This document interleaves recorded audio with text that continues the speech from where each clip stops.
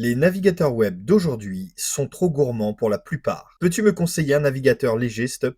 Merci. Même si dans le fond, il nécessite plus de ressources qu'il y a 20 ans, c'est sûr, nous allons faire un test très terre-à-terre pour la démonstration de circonstances et nous en tirerons les conclusions qui s'imposent. Je vais utiliser dans le cadre de mon test ces 4 navigateurs connus. J'ouvre juste à côté mon gestionnaire de tâches. Je vois qu'avec les applis en cours d'exécution en arrière-plan, je suis globalement à 30% de ressources processeurs utilisées et 25% de mémoire sans avoir lancé de navigateur. Je vais maintenant dans chaque outil où je n'ai installé aucune extension, ouvrir la même vidéo sur YouTube avec un seul onglet actif et observer simplement les chiffres du gestionnaire de tâches. Je commence par Edge. Une fois la vidéo chargée, je vois que l'application consomme entre 5 et 7% de ressources processeurs et 600 mégas de mémoire. Ok. Testons Chrome à présent, vidéo en lecture, je suis dans les mêmes créneaux de ressources utilisées par le processeur et 100 mégas de moins pour la mémoire. Voyons Firefox, 3% de consommation processeur en plus, mais qui sur la durée s'aligne à 5%, et côté mémoire, presque le double, mais nous ne sommes pas non plus à 1 giga. Et enfin, en dernier, Brave, où comme Firefox, même s'il engage plus de ressources processeurs, nous n'atteignons pas non plus les 10%.